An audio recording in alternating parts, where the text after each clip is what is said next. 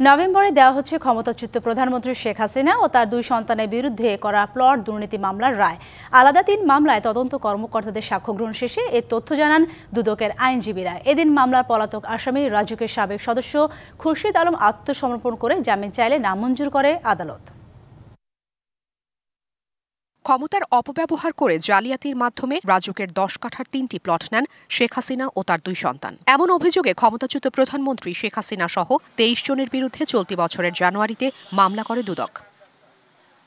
বুধবার শেখ হাসিনা পরিবারের পৃথক ৩টি মামলার সাক্ষ্য দেন দুদকের ৩ তদন্তকারী কর্মকর্তা। এরপর তাদের জেরা করেন আসামিপক্ষের আইনজীবী। তবে এদিন মামলার তদন্তকারী কর্মকর্তাদের সাক্ষ্য গ্রহণ চলাকালে আত্মসমর্পণ করেন পলাতক আসামি রাজুকের কর্মকর্তা খুরশিদ আলম। তার জামিন নামঞ্জুর করেন বিচারক।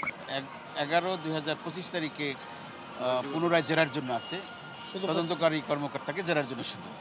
এখন ওই দিন জেরা শেষ হলে হয়তো সাবেক প্রধানমন্ত্রী শেখ হাসিনা যে মামলার প্রধান আসামি বিশেষ ২০২৫ মামলা, সেই মামলাটার সাক্ষীর কার্যক্রমটা শেষ হবে।